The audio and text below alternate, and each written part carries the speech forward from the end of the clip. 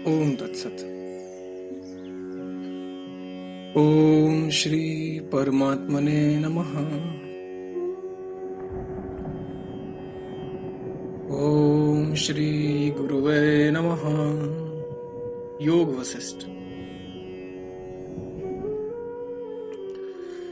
वीतहव्य मुनि की समाधि और उससे जागना, 6 रात्रि तक पुनः समाधि, चिरकाल तक जीवन मुक्त स्थिति, उनके द्वारा दुख सुकृत आदि को नमस्कार और उनका परमात्मा में विलीन हो जाना। श्री वशिष्ठ जी कहते हैं, रघुनंदन, इस प्रकार निर्णय करके वे मुनिवर वीतहव्य समस्त वासनाओं को छोड़कर विंध्य पर्वत की गुफा में समाधि लगाकर उसमें अचल स्थित हो गए। उस समय महामुनि वीतहव्य सब प्रकार के शोभ से शून्य परिपूर्ण चेतन विज्ञान आनंद से युक्त होने के कारण अत्यंत सुशोभित हुए। उनका मन अत्यंत विलीन हो गया था। अतएव वे ऐसे भले लगते थे जैसे प्रशांत समुद्र भला लगता है। जिस प्रकार ईंधन के जल जाने पर अग्नि में ज्वालाओं का संचरण शांत हो जाता है, वैसे ही उन महामुनि का प्राण संचार क्रमशः भीतर हृदय में ही शांत हो गया। समाधि में स्थित महामुनि वीतहव्य के दोनों नेत्र ऐसे दिखाई पड़ते थे जैसे उनकी वृत्ति नासिका के अग्रभाग में दोनों ओर बराबर फैली हुई हो। महाबुद्धि वीतहव्य ने अपने आसन बंध में शरीर, सिर और ग्रीवा को समान रूप से रखा था। इसलिए वे ऐसे जान पड़ते थे जैसे पत्थर पर खोदी गई या चित्र में लिखी गई मूर्ति हो। श्री राम विंध्याद्रि के किसी झरने के निकट गुफा में इस प्रकार की समाधि में स्थित महामुनि वीतहव्य के 300 वर्ष आधे मुहूर्त की तरह व्यतीत हो गए। परमात्मा में स्थित ध्यान निमग्न उन मुनि ने जीवन मुक्तता के कारण इतने काल को कुछ भी नहीं समझा और अपने शरीर का त्याग भी नहीं किया। योग के रहस्य को जानने वाले परम भाग्यशाली वे मुनि महान मेघों के चारों ओर फैलने वाले शब्दों से, बरसती हुई वृष्टि की धाराओं के गिरने से उत्पन्न घर घर शब्दों से, सिंहों के क्रोध पूर्वक गर्जनों से, झरनों की दिग्व्यापी घरघराहट से, भयंकर वज्रपातों से, मनुष्यों के घने कोलाहल से, भूकंप के द्वारा छिन्न भिन्न हुए पर्वत तटों की हलचलों से तथा अग्नि की तरह कर्कश ग्रीष्म आदि के तापों से भी उतने समय तक समाधि से जागे नहीं। थोड़े ही समय में उस पर्वत की गुफा में वर्षा के कीचड़ से ढके हुए महामुनि वीतहव्य पृथ्वी में निमग्न से प्रतीत होते थे। उस गुफा की भूमि में ये मुनि कीचड़ से लथपथ होकर उसी प्रकार रहते थे जिस प्रकार पर्वत के अंदर शिला। तदनंतर 300 वर्ष बीत जाने पर पृथ्वी की गुफा में दबे हुए वे निग्रह अनुग्रह समर्थ तथा परमात्मा को प्राप्त महामुनि स्वयं ही समाधि से जाग गए।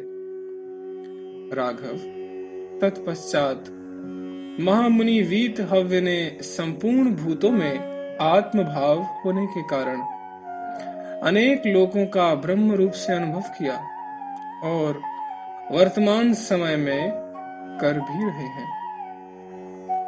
श्री राम, आपका भी यह जगत मनोमय ब्रह्मतुल्य एवं परमार्थ दशा में जिस प्रकार सच्चिदानंद स्वरूप है, उसी प्रकार महामुनि वीतहव्य का भी वह जगत मनोमय ब्रह्मतुल्य एवं परमार्थ दशा में सच्चिदानंद स्वरूप है। जब तक इस प्रकार जगत को तत्व ज्ञान द्वारा सच्चिदानंद रूप नहीं जाना जाता, तब तक वह हृदय में वज्र सार की तरह अत्यंत दृढ़ रहता है, किंतु यथार्थ रूप से जान लिए जाने पर वह सच्चिदानंद स्वरूप हो जाता है। श्री राम। दिन की समाप्ति के बाद मुनि ने फिर भी मन की एकाग्रता रूप समाधि के लिए उसी पूर्व परिचित विंध्याद्रि की गुफा में प्रवेश करके विचार किया। शरीर, सिर और ग्रीवा को समान रूप से रखकर दृढ़ आसन होकर मैं पर्वत के शिखर की तरह अचल बैठता हूं, मन से परे, चारों ओर स्थित, परिपूर्ण समान सत्ता और परम समता रूप सच्चिदानंद घन परमात्मा में विकार रहित हुआ स्थाणु की तरह मैं नित्य स्थित हूं। इस प्रकार चिंतन करते हुए वे परमात्मा के ध्यान में 6 दिन तक फिर स्थित रहे। तदनंतर उसी प्रकार समाधि से जाग गए, जिस प्रकार सोया हुआ पथिक जग जाता है। इसके बाद उन सिद्ध महान तपस्वी महात्मा वीतहव्य ने जीवन मुक्त अवस्था में स्थित हुए ही चिरकाल तक यत्र तत्र विचरण किया। वे महामुनि वीतहव्य ना तो किसी वस्तु की स्तुति करते और ना कभी किसी की निंदा ही करते। वे प्रतिकूल की प्राप्ति में कभी उद्विग्न नहीं होते तथा अनुकूल की प्राप्ति में हर्षित नहीं होते। अब वीतहव्य मुनि अपनी इंद्रियों के प्रति कहते हैं, इंद्रियगण, अब तुम लोग विनाश को ही प्राप्त हो जाओ। तुम्हारे सारी अभिलाषाएं निष्फल हो गई हैं। अब आश्रय रहित तुम लोग मुझ पर आक्रमण करने में समर्थ नहीं हो। अब विस्मरण करने योग्य इस जड़ दृश्य संसार की विस्मृति हो गई है और स्मरण करने योग्य परमात्मा की स्पष्ट रूप से स्मृति हो गई है। जो सद्रूप परमात्मा था वह सत ही रहा तथा जो जड़ दृश्य वर्ग असत था वह असत ही रहा। श्री राम, इस प्रकार के विचार से युक्त हो वे महान तपस्वी मुनि श्रेष्ठ महात्मा वीतहव्य अनेक वर्षों तक इस लोक में स्थित रहे, जिसके प्राप्त होने पर पुनर्जन्म के लिए चिंता विनष्ट हो जाती है और मूर्ता दूर भाग जाती है। उस विज्ञान आनंद घन परमात्मा में मुनि निरंतर स्थित थे। त्यागने योग्य और ग्रहण करने योग्य पदार्थों की प्राप्ति हो जाने पर भी त्याग और ग्रहण की बुद्धि का विनाश हो जाने के कारण महामुनि वीतहव्य का अंतःकरण इच्छा और अनिच्छा से रहित हो गया था। तत्पश्चात वे फिर अपने मन ही मन विचार करने लगे, दुख तुम्हारे द्वारा संतप्त हुए मैंने अत्यंत आदर से आत्मा का अनुभव किया है। मुझको तुमने ही सचेत कराकर इस मोक्ष मार्ग का उपदेश दिया है, अतः तुम्हें मेरा प्रणाम। आश्चर्य है कि प्राणियों के स्वार्थों की अत्यंत विलक्षण गति है, जो आज मैं भी सैकड़ों जन्म तक साथी रहकर अपने प्यारे मित्र इस शरीर से अलग हो रहा हूं। मात्र रूप तृष्णे अब हम दोनों का संयोग के कारण ही सदा के लिए वियोग हो रहा है, इसलिए तुम्हें प्रणाम है। सुकृत पुण्य देव, आपको मैं प्रणाम करता हूँ। आपने ही पहले मेरा नरकों से उद्धार करके मुझे स्वर्ग में भेजा था, जिसके संबंध से मैंने दीर्घ काल तक नाना योनियों का उपभोग किया। उस अज्ञान को मैं प्रणाम करता हूँ। सखी गुहा तपस्विनी, संसार रूपी महामार्ग में खिन्न हुए मेरे लिए तुम ही अकेली आश्वासन देने में समर्थ, अत्यंत स्नेह से युक्त और समस्त लोगों का नाश करने वाली सखी हुई।